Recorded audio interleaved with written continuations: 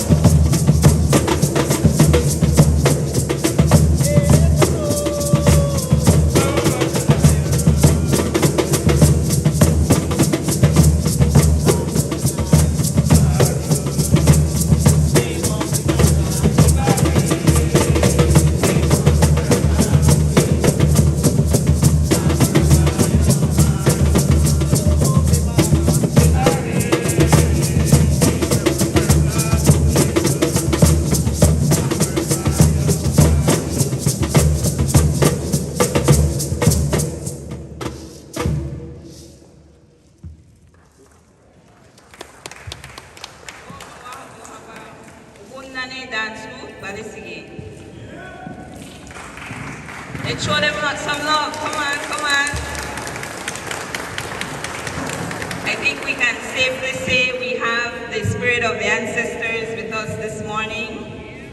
We are very blessed with a sunny day and many travel from far. I want to do a quick roll call of which branches are represented. So I want to start with San Pedro. Do we have a representative from San Pedro? I know I saw her earlier. Orange Walk. Orange Walk is here. Anyone from Libertad? Belize City? All right, Belize City is here. Belmopan. All right, we have Belmopan. Dangriga. Woo! Hopkins. All right. St. Bite. St. Bite isn't here yet. Georgetown. All right, we have Georgetown. Punta Gorda. All right, and of course, last but definitely not least, Barranco. All right, so as what our Articles of Association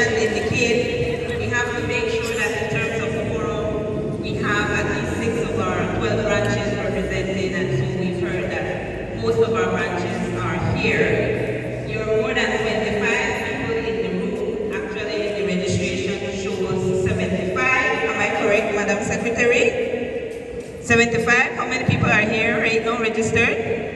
80. So we are over the number for quorum, so we can begin our business meeting. A bit of housekeeping. The restrooms are through that door over there. So once you need to use the restroom, then you can go that side, and food will be served, as you already know. We had breakfast available, and then lunch will come as well, and it will be served outside. And if you have any questions, feel free to check with any of us, the executive members. If you haven't registered, please make sure you are registered and your booklet is proof that you've registered. Nobody has a booklet that hasn't registered to be here. All right, I want to thank you on behalf of our executive for making the time to be a part of the 39th Annual Convention of the National Garifuna Council. Sir, we will now begin our first business meeting, which will be chaired by our President, Sheena Zuniga. Madam President, let's give her a round of applause, ceremony.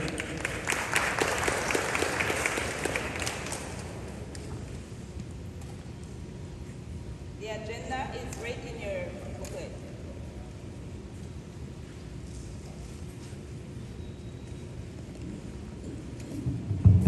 Good morning, everyone. Thank you. For this first business meeting, we will go over the minutes from the last convention. We will also go over the board report, what we have done from since then, and then we will do the financials. And that would close the first business meeting. We are just doing a little abridged version because we need to be out of Russell Chisted no later than 4:30 today, because they actually have an inventory after this that they need to prepare for. That was a last minute notification for us. So we're trying to see, we started an hour late, so we're trying to get everything sorted out. After we do our first business meeting, just going over the agenda, we will have a presentation about our NGC land rights journey.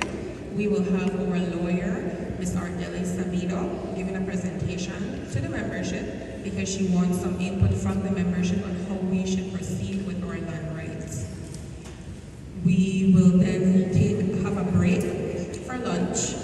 After that, we will also discuss the amendment to the Articles of Association. That will be done at 1. Hopefully we can wrap up with it by 2:30. And thereafter, we will have an explanation of NGC election, and then we will run through the election.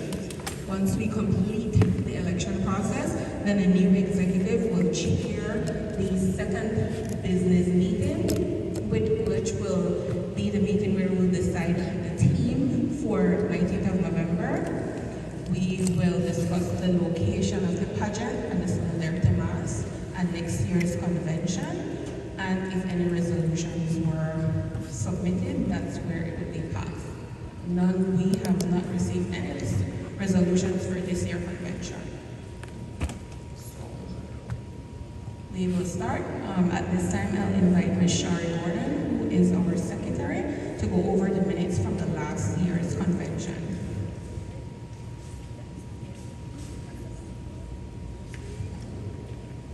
Good morning, everybody. The minutes are in the booklet. It's more in the back. The printing was how we wanted it, but it's right after the agenda. So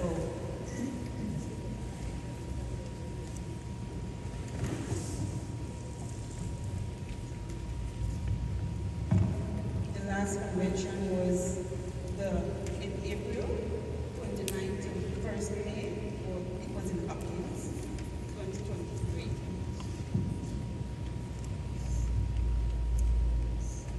We had 2 days meeting. Well, Friday was just meet and greet.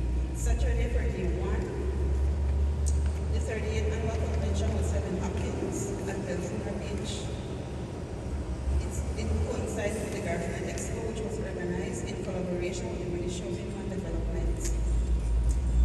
Families and indigenous people affairs. The first day was scheduled to begin with a Malay and the explanation of Malay. However, due to funeral occurring near the convention venue, the Malay could not be held in keeping with Garifuna's spiritual practice, which avoids its ancestral rituals occurring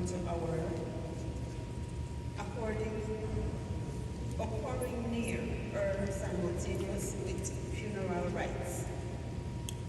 An official opening ceremony began the activities of the day and featured welcome remarks from Hopkins Village Council Chairman Macario Agosti, NGC National President Sheena Zuniga, Minister of Human Development, Families and Indigenous Affairs, Honorable Dolores Garcia, Minister of State, Honorable Elvia Samos, and Honorable Rodwell Ferguson.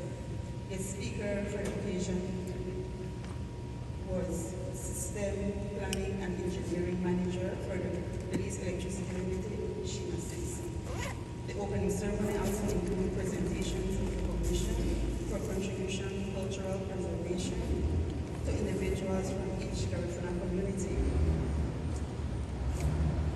There is Senator from Barranco, Glenn Enriquez from the border, Margaret Castillo from Danriga, Doreen Castillo from Danriga, Marian Morales from the border, Alicia Lucas from Georgetown, Laverne Arzu, Sinbai, Emilia Turner Hopkins, Viviana McDougall, Danriga, and Sarita Martinez from Hopkins.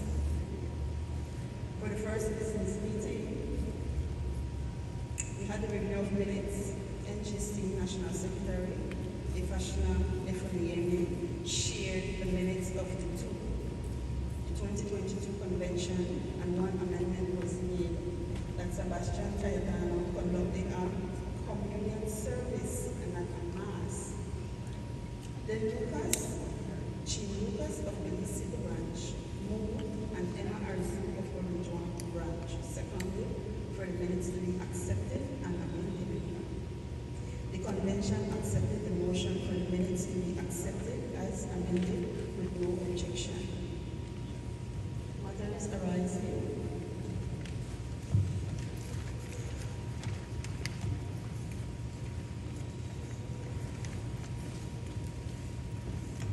A query was made regarding resolution submitted by email at the 2022 convention, to which President Zuniga responded that only one resolution was submitted via email. However, the proposer was not present at the convention, and so it could not be passed. She also responded to a query about the audit report and explained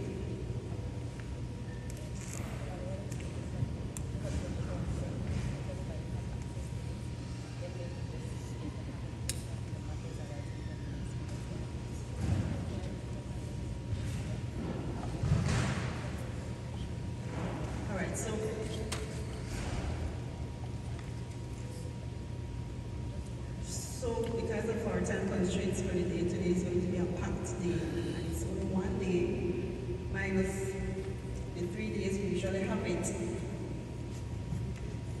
2 days, we will go to day 2. We'll just talk about the officers that were elected. Everybody has this book, so you can read it on your own, right? You don't have to go through it in detail. Correct? Yes? You're not hearing me? Yeah. It needs to be more. All right. So the president was elected, and it was Ms. Sheena Zuniga. First vice president, Ms. Ifosina Efoniemi. Second vice president, Neville Arzu. Secretary, Sherry Gordon. Assistant Secretary, Nadia Martinez. Treasurer, Erica Chan. And Mr. Alex Alberto.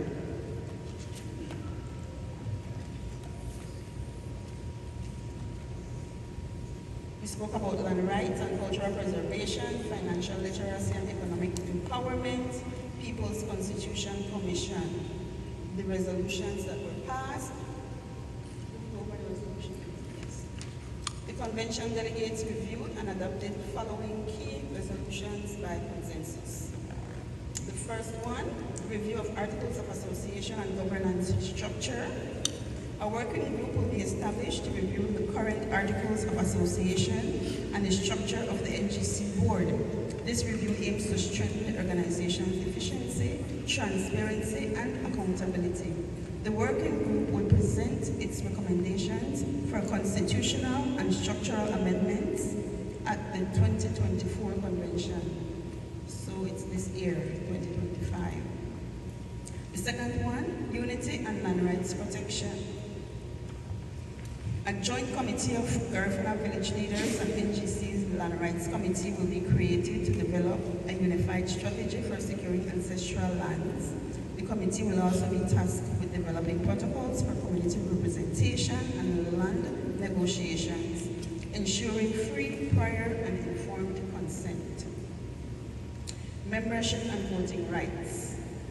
The convention resolved that all Belizean Garinago are automatically members of the National Garifuna Council. However, to maintain voting privileges, individuals must be up to date with their membership dues. This provision will be formalized through amendments to the NGC's Articles of Association. The convention participants, inspired by the guidance of Dr. Felicita Arzu, adopted the following theme for the 2023-2024 year. Our land, our culture, our future. Garifuna's survival requires more collaboration with the youths.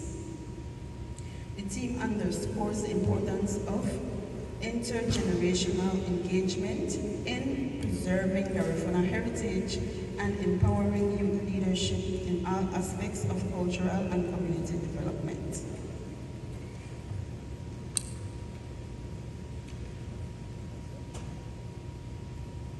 All right, does anybody have any queries?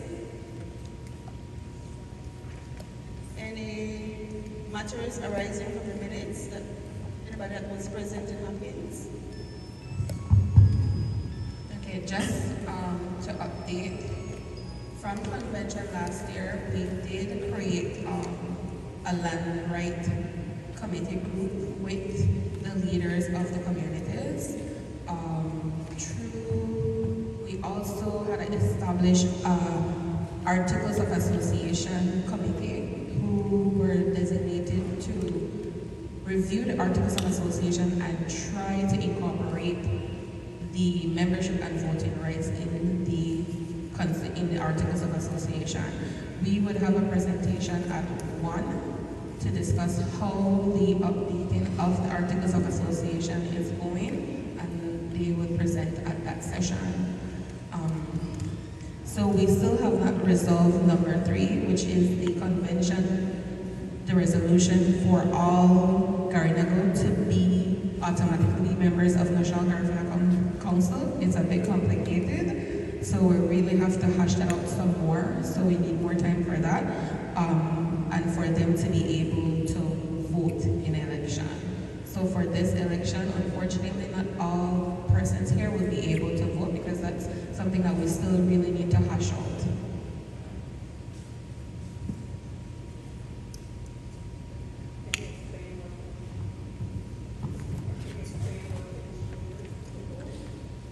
Issue of voting, for us, what is set in the Articles of Association is that only delegates would be able to vote. Some of the delegates are here. Delegates are representatives from the different branches. National Garifuna Council has 12 branches, so everybody has one except Dangriga, Belmopan, Belize City, and Punta Gorda. They have 2 delegates because they're the bigger communities. What the issue is that we really need time to hash it out because how to incorporate it in our articles. And we really need to do more consultation on how it could work.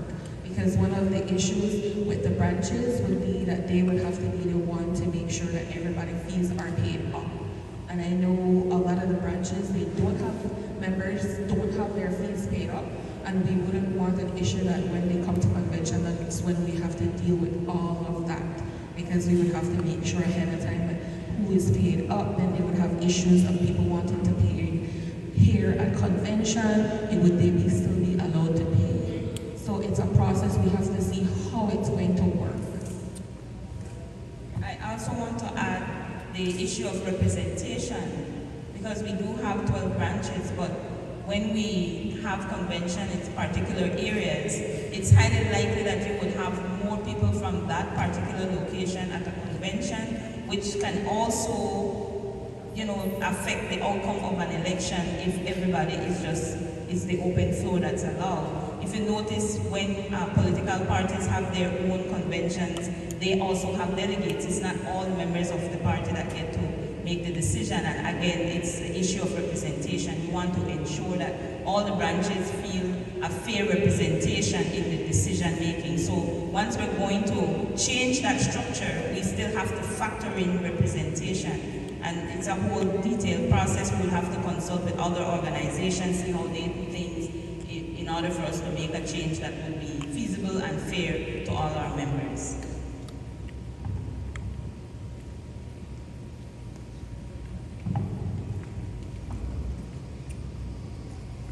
Good morning, everyone. My name is Eugene Demoche. I was duly elected as the Vice President of Penny Branch, but for some reason or the other, I was exempted from our meeting, and that is because we have an individual who ensured that my participation wouldn't have been recognized. So as a duly elected member, am I still a delegate?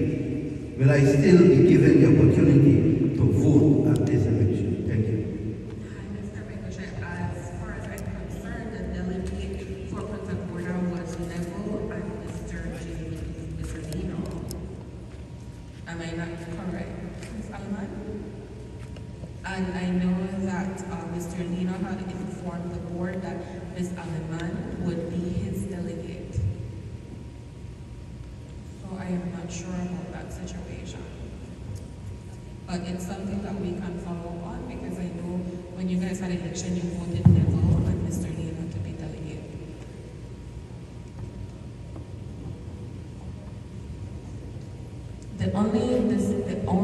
Everybody could vote for the general meeting. The only issue that we have is for election is only going to be the delegates that can vote. But any other decisions that need to be made today, the membership will be voting on. So yes, you can still vote, Mr. Ricochet, just not the election. I just want to ask if after the election, can we have another election to put people in place as part of the NGC Penny Branch? That is something that your branch would have to decide. Ms. Aleman is here. She's our delegate from Punta Gorda. So I know that she would address this situation with the branch president. If a majority of the membership feels that they need to have another election, then that's something that the branch president and the executive will take lead on.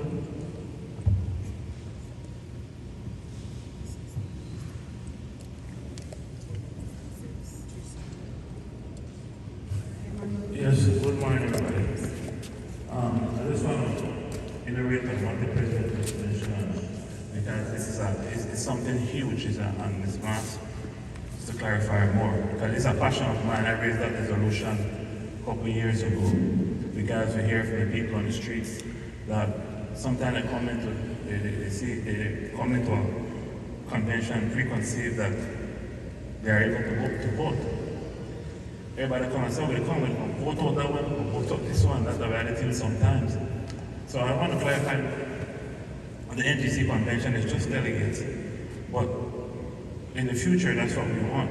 That's what I want. I'm still fighting for that, so that everybody has the opportunity to vote. It doesn't matter if you're a delegate, you're a Garifuna throughout the country, but there's a process that needs to happen. And once that process is ironed out, and that's one of my prayers, that everybody be able to vote at the convention. Because it's a huge topic. Oh, I'm going to go to convention, I'm going to vote. No, that's not going to work. In clarifying it here now, the library, people know, and most of my followers that, hey, NGC has a process, it's a very good process. If you want to amend it, here is where it starts. at the convention. Thanks. Thank you for that, Maurice. Any others?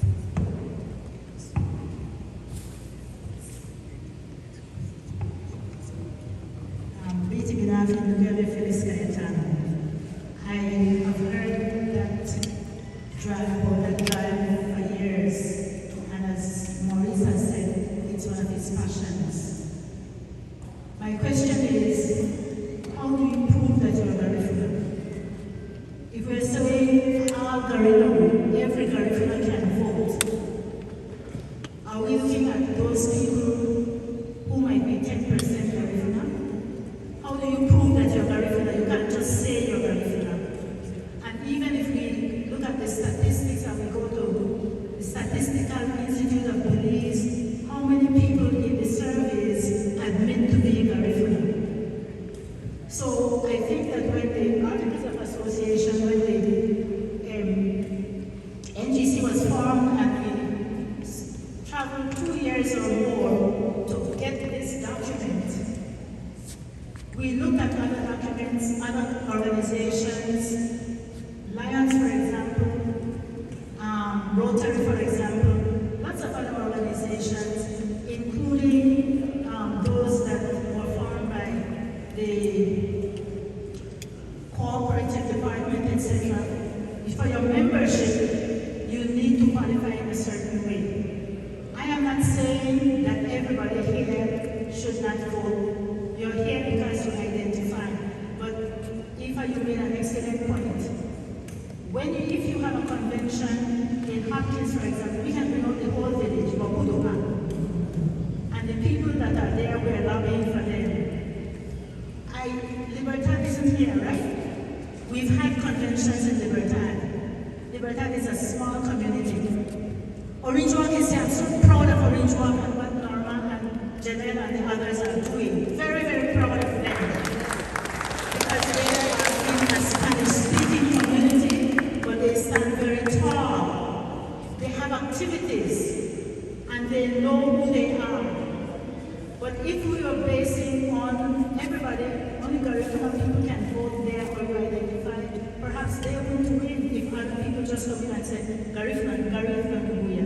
That is the point. So I don't think it's a very easy process. I don't think it's a very easy process, passionate as we may be, but maybe Gadan, or maybe, hopefully in my lifetime, that's answered the ceremony. And we shouldn't be there going much longer because we have lots of other things to do. But yeah, thank you.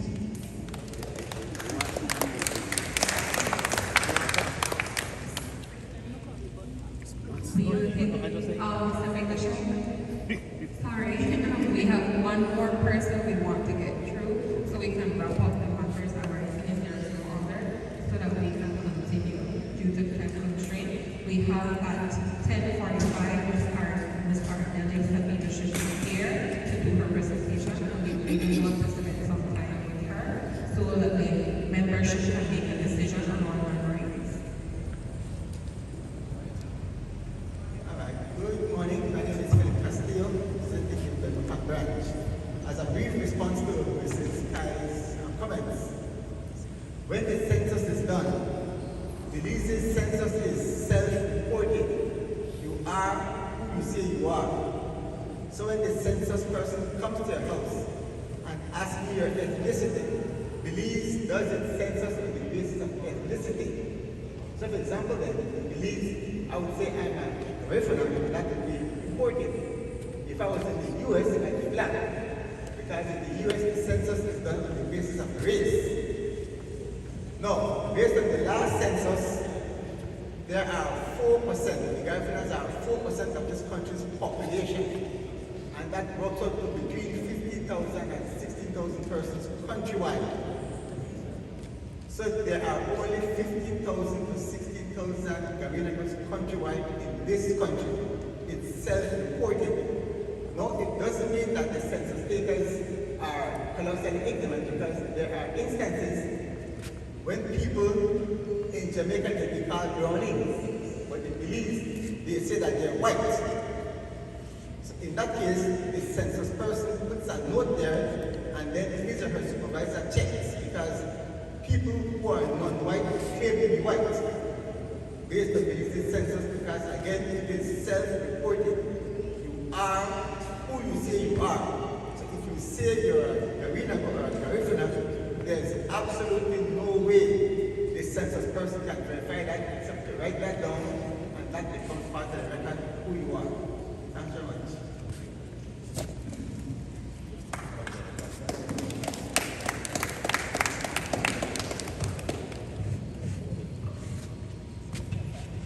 Any more comments from the floor so we can close this up? Okay, at this time, are there any corrections to the minutes? No corrections? So we can make a note. Yes, Barbara Roy.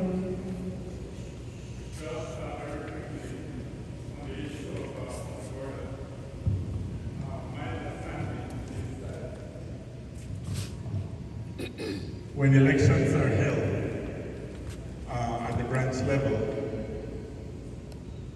we elect president, vice president, and so on and so forth, and then we elect delegates. And it is the delegates who become members of the board of directors. The president can be elected a delegate. The vice president can be elected a delegate. Or somebody who's neither president, vice president, secretary, treasurer, or so can also be elected a delegate. But each branch is given a specified number of delegates. I think PG has 2, Danriga has 2, Barranco has 1, Libertad has 1. But it is up to the branch who decide who the delegates should be. Therefore, Mr. Bengoshe, we cannot decide here who the delegates should be for PG, no? That's a matter for PG as a branch to deal with. And if there's any doubt, even in the context of a convention, the people from that branch can get together to solve that. But the national executive, the convention as a whole, cannot decide that. Each branch has a certain measure of autonomy, and then they must be the ones to decide that. I hope that helps.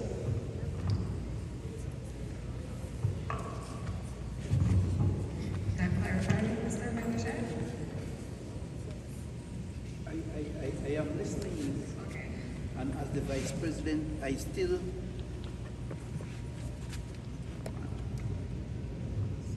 and as the elected vice president, I still was not aware when and how the delegates were put together. And I know that we are saying that it should have happened at PG, but as I said, I was not aware of when and Miss, one more thing I want to say is that I listened to my good sister, it was Stephen, who spoke about convention and teachers union and things like that. There was a Garifuna convention. I was hoping that I would have seen activities done in my community from my branch here in this wonderful book. So I am hoping that it's not too late for a resolution to be put so that we can have activities from each branch in our booklet. And I love to see Orange Wab in their dress, wonderfully dressed, so we can identify the different branches at our convention. I hope that, again, it's not too late. But like I said, the vice president of Penny Branch wasn't aware of when and how the delegates were put together. Thank you very much. We are making a temporary reservation to include activities from the branches. At this time, we want to know any corrections to the minutes.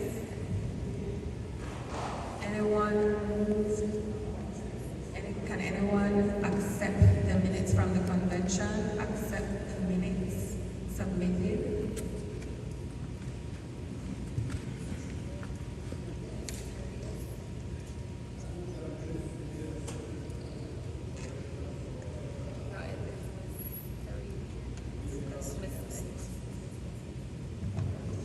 Ms. Jean Lucas. Accept and seconded by Mr. Guzman. Thank you. So we will move to our board report. I will do an abridged.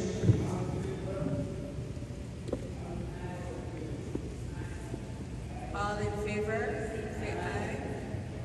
Against? All in favor to accept the minutes from the last convention. I will do an abridged version of the Board of Director report for us to just go over what was done. We did, in the booklet, we have an overview of what National Garifuna Council is, how many branches. We have 12 branches. NGC manages the Golisi Garifuna Museum, the primary school, Hamalin Garifuna radio station, and we also have a cassava demonstration center. We've had projects that we completed.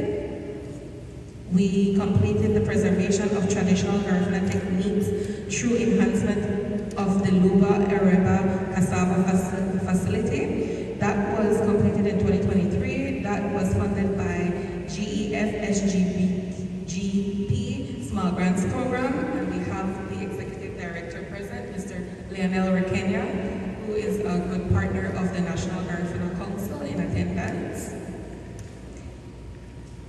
We have also completed empowering the National Garifuna Council as Indigenous Community Stewards. Again, this was sponsored also a grant that we did with GEF as well and United Nations. No, we did it with UNICEF as well. So we tried to work with our partners, and Mr. Requena is a big supporter of National Garifuna Council. Ongoing, we have the Barranco erosion study. That is a grant that we received from Belize Fund for Sustainable Development. This is an incorporation with Walagate, who are doing a study on the erosion situation in Barranco, and they're trying to see what can be done to help mitigate the erosion situation. And we're hoping from the results of this project that we can use in our other Garifuna communities. NGC is a member of Belize National Indigenous Council. The current chair for BENIC is the Mayor Leaders Association, DAA. We are also a member of Belize Network of NGOs. I am the media relations person for that organization. Through BNN, we have the 13th senator. So any decisions, we would get the bills in advance and we would share them. Or if we have any issues, NGC does have a vote on what directions BNN would represent the people. A part of the NGOs, for BNN, there is about 28 NGOs who are a part of that organization. And through that, we've gotten consultations, especially when it comes to the 13th Amendment. Also, in terms of the PCC, we've also had a voice through the PCC, through the BNN, and also through NGC, as well as BENIC. So we're trying hard at BNN to incorporate Indigenous people, and not only to stick to environmentalists, but also social factors to be a part of the decision-making process. In terms of outreach for NGC, I am currently the country representative for the strengthening the capacities of community leaders and public managers for the safeguarding of intangible cultural heritage for people of Afro-descendants of the Sika region and Cuba. This was a call that was done in 2023. We had shared this call with membership, not only with membership, but we also shared with the bottom of the drums and interested Garifuna persons. But because of it being in Spanish, nobody really wanted to take it up. So ended up being the country representative. And one of the things I'm encouraging membership and members here is that even if they have that it's in Spanish, most of the time when we do go out, they would try to accommodate and have a translator available for us. So it's good if your membership take up the opportunity. It's a good exposure. Even if you have a little bit of Spanish, they will still try to accommodate and facilitate, even if they just summarize what the session is about for us to have input.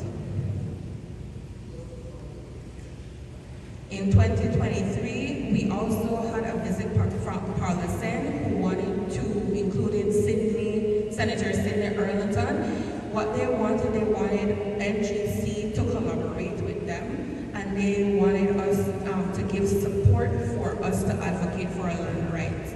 Since we signed that agreement, we really haven't done much with Parlison. They just wanted to see how they could have given us support. What initiatives we did within the past 2 years, we had tried to conduct a virtual survey to get feedback on our Garifuna people on what we would want to see and how they want NGC to proceed with our land rights. A lot of our membership wanted us to do communal land, while others majority felt that they wanted to own their own lands. That's why the session after this is very important, because we really need to decide on how we will proceed as a people and what direction we want NGC to take to give support for land rights, because that's a very important topic for us to discuss. We established the Garifuna Land Rights Committee. We also had information sessions about land rights. We engaged with different lawyers to give presentation on what the process was for the Saramaka land rights. We have also we were also a part of the Garifuna Reparations Working Group by the Garifuna Heritage Foundation that has been on a standstill as well. I had represented BNN/NGC at the Caribbean Development Bank 54th General Meeting, where I became a part of the Indigenous People Advisory Group for the Caribbean Development Bank. Through that initiative, we had done a consultation here in Belize, specifically in the Hopkins area, where we tried to see what the issues are in our Garifuna community and how the bank can give support. Through that initiative, we've had a research document with Indigenous and tribal peoples in the Caribbean, what our common issues are, what the issues we would want the bank to give support to. Majority of the issues that we found is very common. Again, our land rights, our access to education, women being majority of the women having issues with education, access to jobs. So that's something that the Caribbean Development Bank, through that research, is trying to develop proposals to see how they can empower Indigenous and tribal communities in the Caribbean. We just gave an overview of the Holistic Garifuna Museum, what they've done over the past year.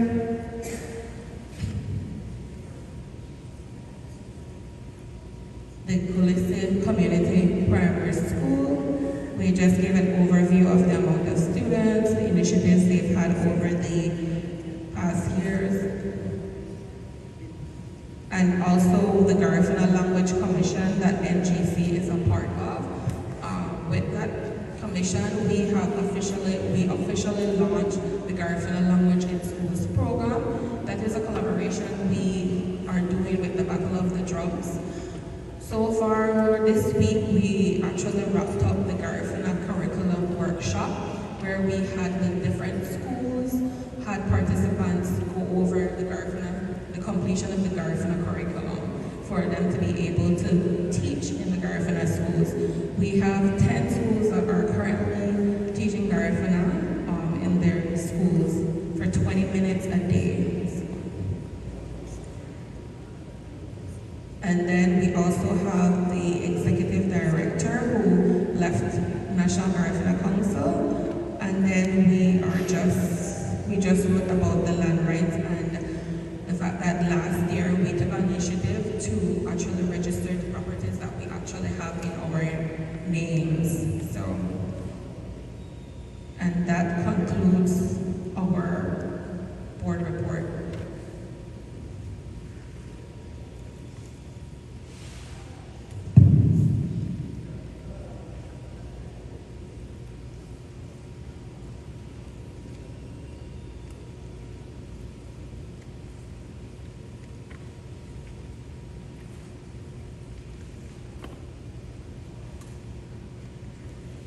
Anybody have any questions? Sorry, good morning.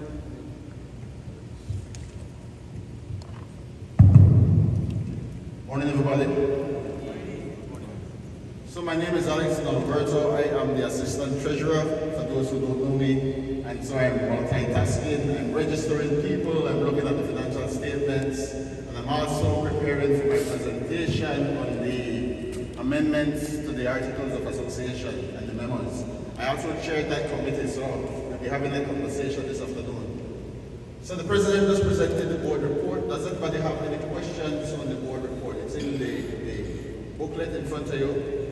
If not, I will do the financials. It's going to be very short. I'm going to speak to the numbers rather quickly, and if you all have any questions at that point, then we can have a discussion. So before we move on, does anybody have anything they want to query on the board report? No? Everybody good? Everybody look quiet. Man, we had an early start, right? All right, so if there are no questions, then we will ask that the forum accepts the board report as is presented. If you accept the board report, please raise your hands. All right. Right, so we're putting to the floor motion. We move that the board be accepted. Can someone? It's Lucas moves. Can we have someone second? Ms. Emily Martinez. Ms. Martinez. Thank you.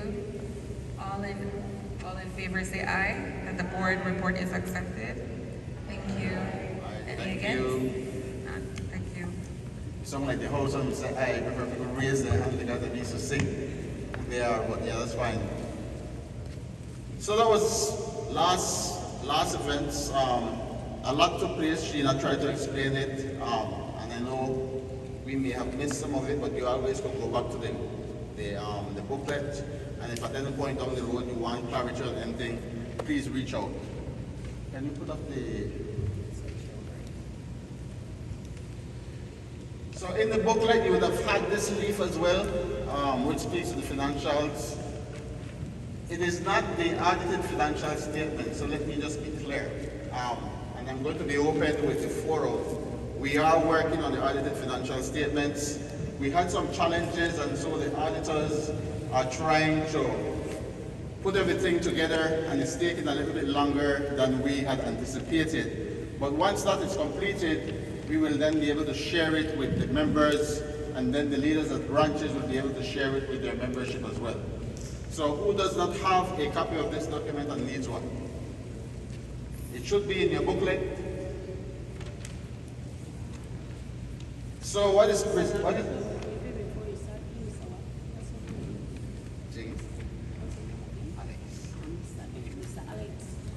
I just wanted to ask a question.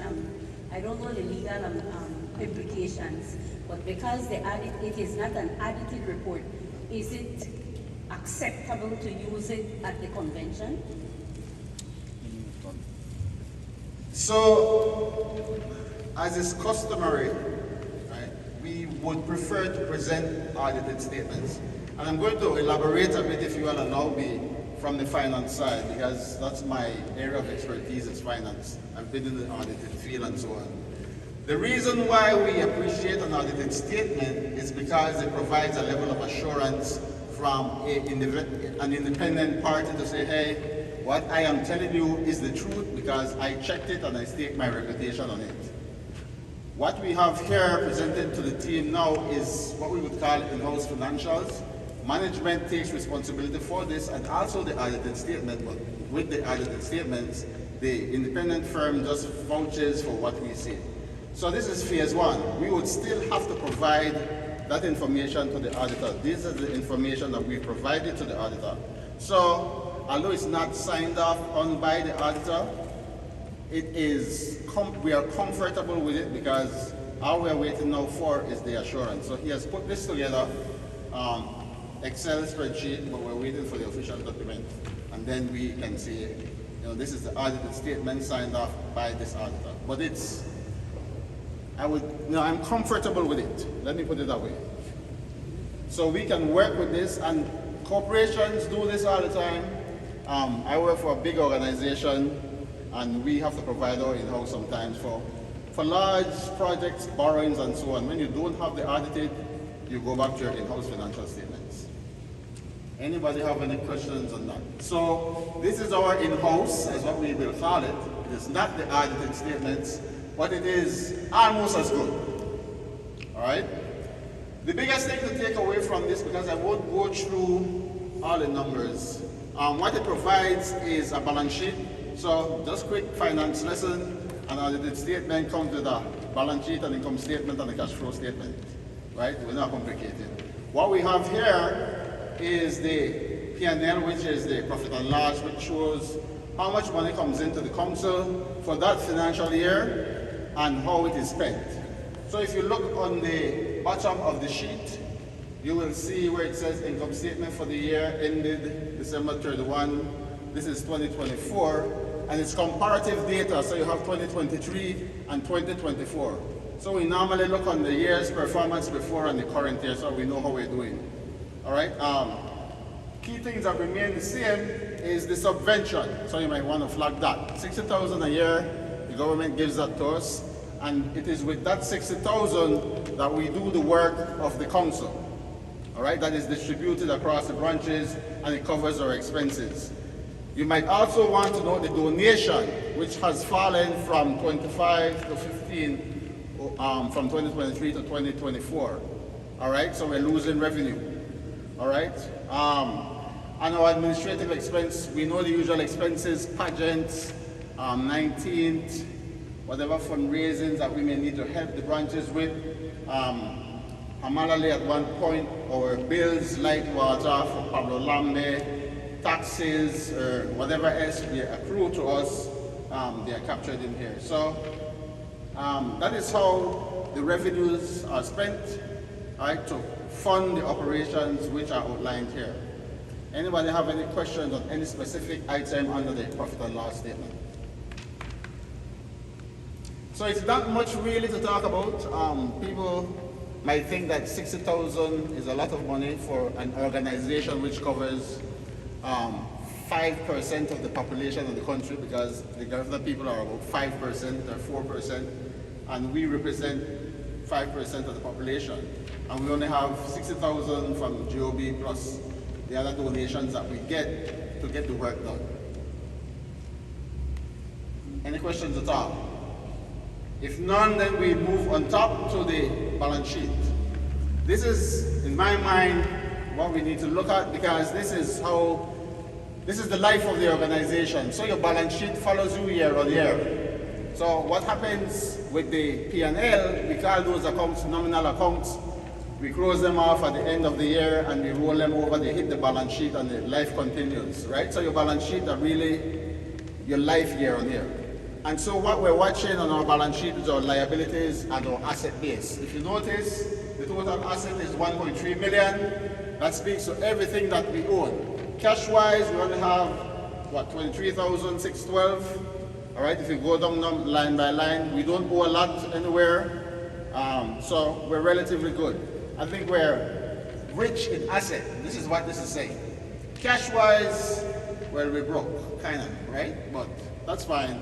So I think one of the things that we need to learn as an organization is how to leverage the assets that we have on our balance sheet, right? If you notice the liability side, there's not much, all right? And it's supposed to balance, so your assets, your total assets are equal to your total liabilities and equity. All right, any questions on this specific item on the balance sheet? Yes, Mr. Bengoshe. Is there a mic, another mic here? Let me this. Mr. Norbert, I want to thank you for your presentation, your financial presentation. And like in all organizations, the finances is the lifeblood of that organization.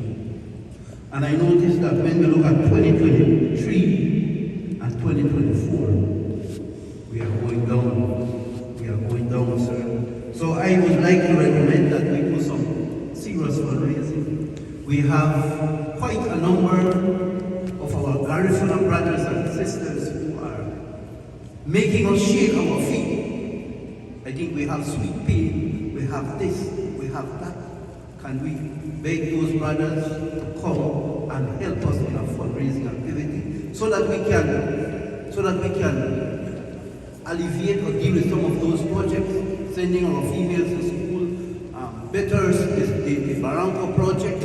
We have a project in PG that needs to be done. So I believe that, sir, we can have fundraising. We have our different band, our different group, like in PG, we have Mario, Tribe at 5, so we can do some fundraising, sir. Let's ask our Garifuna to help us in this initiative. Thank you very much. Thank you for that, Mr. Begusha. I think that's a very valuable contribution. And as a member of the board, it's a part of the conversation that we need to have. Every year we have 19th. We know it's a big celebration. People come from all across the country, from America, to celebrate with us. But the council, our people, we seldom reap the benefits of the monies that are being spent in these festivities. So we have to look at it. We've started that conversation. I was as bold enough to say, hey, Garifuna in itself is a brand. And so we as Garifuna people are supposed to benefit fully from that brand. And so that's a step in the right direction, and it's something that we need to work on. Thank you very much. Mr. Ben, but before we do that, ladies and gentlemen, this is about a broader spectrum, right? We cannot count on sweet pain and any other challenge group if we don't have a relationship with it. That's key. We have the resources, but we are disconnected as a people. Look at this convention. Look at this size of this building. Only about 55 people here. We are a culture capital, and it's a direct result of us not being together as a people. So I think that in a fashion should love this dimension. If you make one phone call right now, in culture capital, we will have like 5 branches and 2 banks right now. But if you don't like each other, we'll get along with each other. That's not what happened. So as an agency, we are tasked to reach out to these people every day, not only online. So I have to elaborate on that as well, because these are things that we hear out there. People have this stuff fundraiser. It's supposed to be like 19th right now, it's a convention. So I'm a real, but I want to continue because I have a lot to say. I also want to mention that people have their own way of thinking, and the movement has to continue. And you can't police people and have them come to some place that they don't want to be. So the numbers and people that are here wants to be here, and I also want to compliment the people who were in the struggle before us. Roy Cayetano, Phyllis Cayetano, all the people that were ahead of us. If there will always be people who don't want to be a part of the struggle. It's a struggle. And so we might do what we can to have them on board, but it is left up to them. And I compliment the people that are here. They're here because they want to be here. So whether it is 2 people, 3 people, 4 people, 5, 10 of us, the movement continues. So the struggle goes on. And I think that nobody should be forcing you. You know that you're a Garifuna. You know that we have this initiative. So nobody should be begging you to come and support, especially the big groups. They should be searching for us to find us what we're doing, how we want support. So I think that we should move on with or without them. They will join when they see fit. Thank you for that, and I agree, I support that. Quickly, just before I lose my thought, just to answer Mr. Bengusha's question, well, his point really, in relation to the downward trend that we're seeing between 22 and 23, and some of you might have that very same question. Remember in my presentation, I said that based on what we're seeing here is that we're asset rich. You know, I said we have a lot of assets, but we don't have much money, right? What, in my view, leads to the downward slide that we're seeing? Remember, carrying assets on your book has a cost, right? So we have all of these assets there that depreciate, particularly buildings and so on, and if you're paying taxes, you have those costs accruing as well.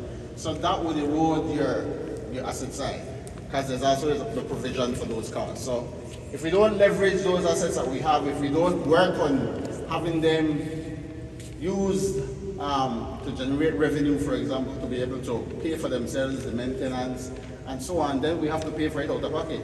Now this 60,000 that we have, would have to come out of that. You see, so we have to think about innovative ways to generate income so that we become self-sustainable, right? And that's what we're not doing well, and that is something that we intend to do as we move forward. All right, so there's a question. Great. And even with the administrative expenses, Right. okay, it's going up by 15,000, whatever, just for the air. Yes. So can you explain how that is happening? So this is one of the things that the benefits of having the full audited statement. There are notes to the statements which provides details of these line items. As it relates to the administrative expense that keeps climbing, I don't know specifically what impacted that, so I can't really speak to it at this time. But there was some event, I guess, that we funded. Okay, I agree with Mr. Beck. Also, because I think it's a great loss right now, because I think it's over, if you look at 2024 and 2023, it's a loss of 1,008. Well, I'm not a good mathematician right now, but I guess it's 184,297. So that's a great loss. So I would agree with him that something needs to be done. Right. So it's a carrying cost. It's a carrying cost. Somebody has a question here. Yes. In your report, likewise in the overall report, talks about assets. What are these assets that you're referring to? Could you please elaborate on the assets? Yes. Yeah, she not mentioned them, but she will back over there. Yeah, it's going back over there. You mentioned it in the report, likewise. Our assets, we currently have a property in Punta Gorda. We have one in Belmopan. We have monument site, that's for NGC. We have a beachfront here. We have a Pablo Lambe, that's a tree. And there's another property here in Bangladesh that was okay. We also have, I think that's all we have right now. So that's all the assets. And then we have the Pablo Lambe building, the Golese Primary School. We have the museum. We have the Cassava Demonstration Center as well. Does property depreciate? Yes. And then as a part of the, and then we also have chairs, we have equipment that we also have as part of those assets. In the Cassava House, we have machinery, we have chairs, we have laptops. So all of that was included. Do we have any farmlands? Just take the whole car back. What we use to farm is that area by monument site where they have the cassava, and you notice some areas has been cleared. That's the area we would use to farm. Okay, thank you. You're welcome.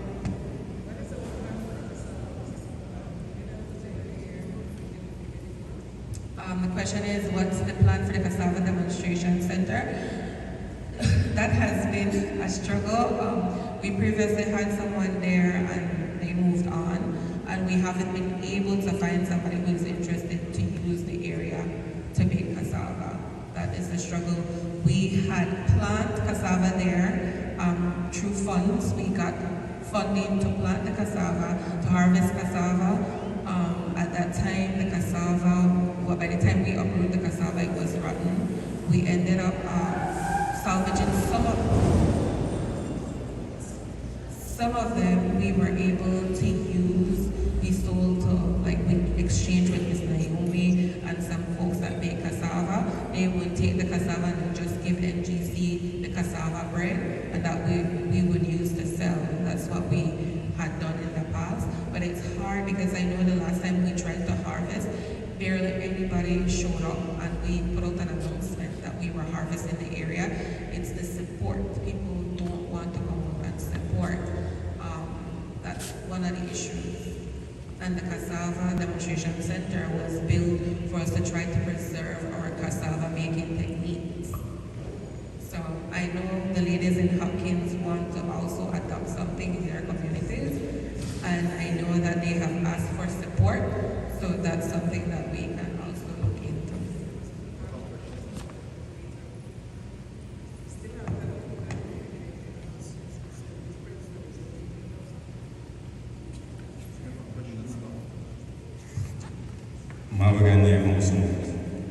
Good morning, everybody. I have a few questions I've been taking notes while we're at finances and assets. I listened to my brother who was expressing himself earlier. And as we all sit here and we go over finances, we go over assets, we go over things and all that. I sat here and I watched our youth, our children. There were maybe 12, 15 of them sitting over there.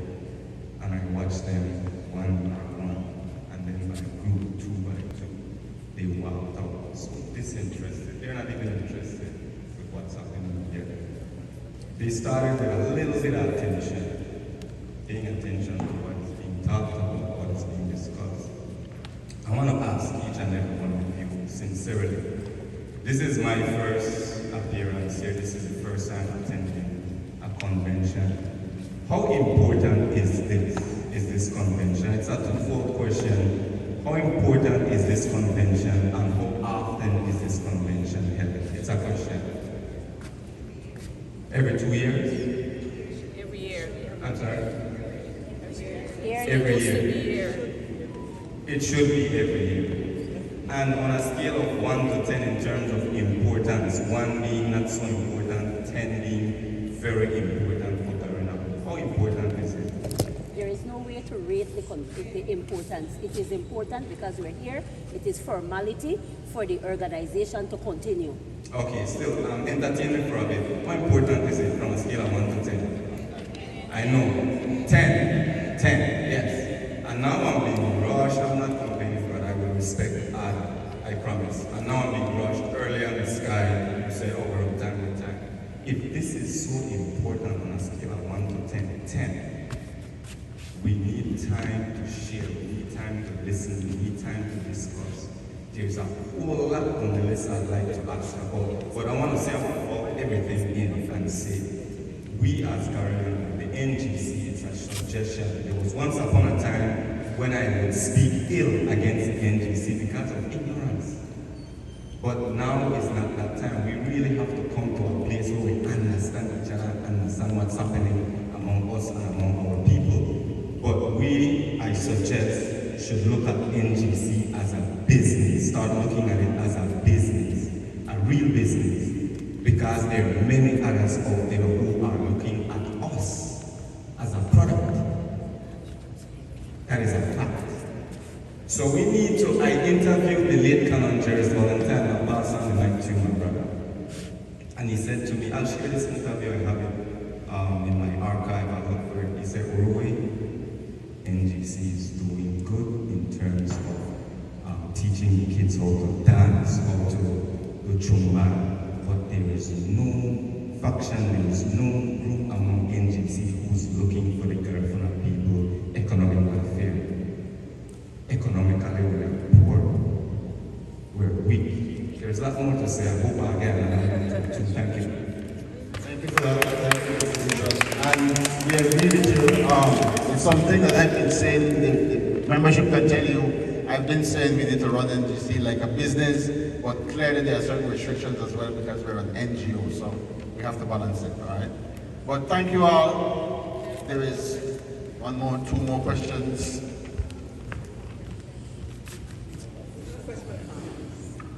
So I'm looking over the minutes, this booklet, and we have an asset that's basically sitting there, not, in my opinion, not being addressed. And I consider one of the biggest assets that we have that could be used for revenue, to increase revenue. And I'm referring to the Homologous radio station. Since June 2024, it's been in the country to fix the transmitter. It's been in the country, but looks like it's been sitting at customs, waiting for a waiver. According to your booklet here, someone brought up that, people who wants to be here are here. But people who wants to be here, there are people who wants to be here, but we don't know, they don't know about what's going on here. Okay? That is a great asset that we'll be using to increase revenue. If the word would have gotten out to people, perhaps, interested individuals may have come together to help. But unless we don't know what we don't know, so unless it comes down to us, the Garifuna community as a whole, that assistance is needed somewhere, then issues like this are going to continue to exist because the word is not out there for assistance. Yes, we don't need to go out there and beg, but get the word out and let people know what's needed and what they can do to help. Thank you, and I agree with you. Just on that point, the NGC Homologous radio is an asset that you said that is an negotiated one because it's not functioning. And so the opportunity to generate income from revenue is lost. And as you said, the opportunity to get the word out to a membership for them to support the effort is lost. So it is something that we're looking at critically, but we have to approach Homologous, I think, with a business mind to see how we can get it going. There's two more questions and then we're going to wrap up. Right? Ralph, you're going to be the last one. It's not really, good morning. Ann Martinez from Hopkins Branch. It's not really a question, but kind of suggestion and comment at the same time. Last year, Ms. Hopkins won third place in the National Garifuna Contest. Up to today, the girl hasn't received anything. And we felt bad about it. So one of the suggestions that I am bringing is like, when we had our project in Hopkins, we were the ones sponsoring the clothing. We find individuals in the community to sponsor the clothing, and we find individuals in the community to sponsor prizes. This was in my mind from a long time ago. Probably, maybe as NGC, the national branch, could ask each branch who can afford it, okay, can you sponsor a prize for the national contest so that we know that when we have the national contest, these prizes are already there. So you win something, you take it along with you when you go. So that's my suggestion. I would like to comment on that, as I am aware of what I was in the project this year. But I know she did receive her cash prize. Please confirm, Ms. Laura. She did receive her cash prize, so it's not that she didn't receive anything. It's that the prize, one of the prizes was supposed to be a washing machine, and it was not what we thought it would be. That is the problem. We thought it was supposed to be a mini washing machine, and it looked like a toy washing machine. That was the issue. And I know I spoke to Ms. Laura, and we said we would try to figure out what would be the best way to move forward with that. So it is going to be rectified. That was the issue, so she did get. And as a part of your question, we did reach out to some branches to ask if they can sponsor a prize, and that prize was a sponsor. It's just that the branch and everyone were not aware what it would have been. That is the problem. So I agree with you. I mean, when we sponsor, we ask branches surprises, it would be best for us to have it ahead of time so we can actually physically see. Because the arrangement was that we would give the contact information and we would ship it to her. If we had seen it beforehand and we had known, then we would have made a better decision. Thanks for that. I did promise Rafa will be the last question, but since I'm on this side, it's like, penultimate, then I'm going to come to you. Good morning, Domingo Valero, Judge Summary. I heard Martin asking about what NGC owns, and the president is mentioned many of them, but I do not hear anything about a key. Especially for when we go on Abraham, we settle on other people's key.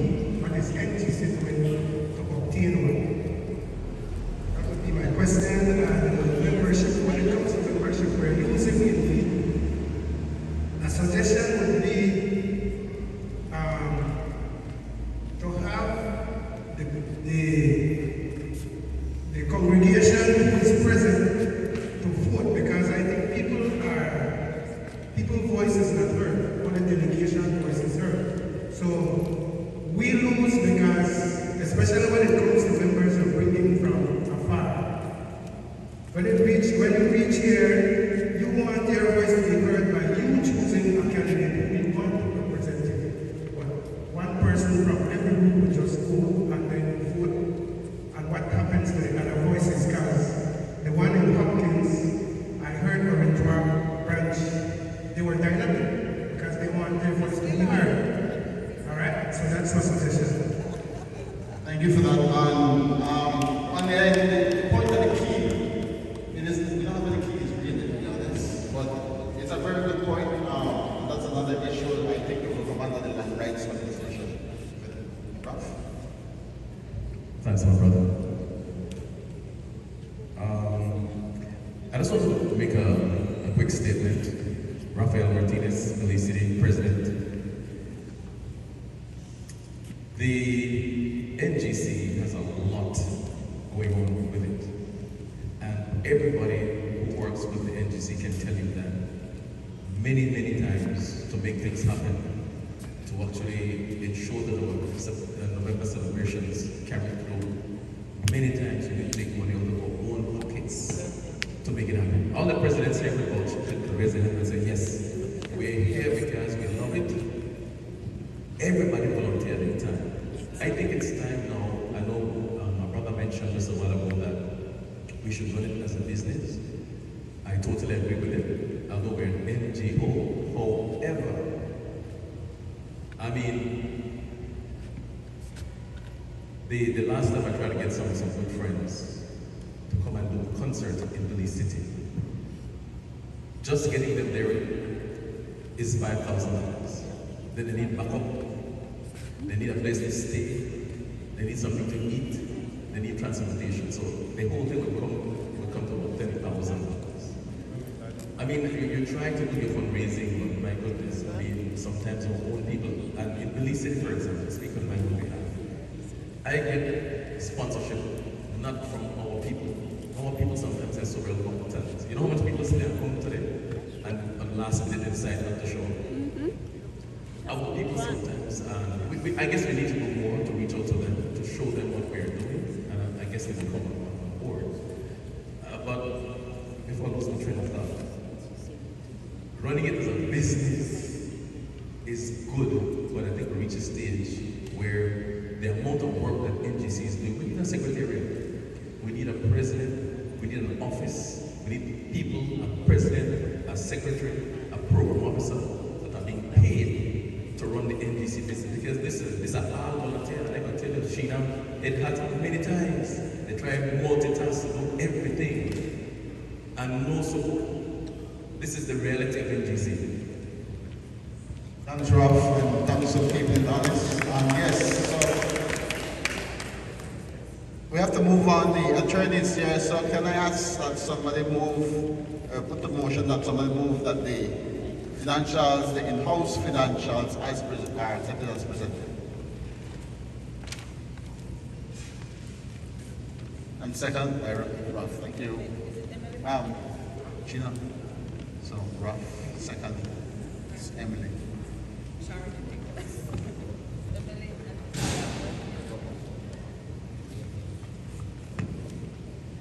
Okay, good.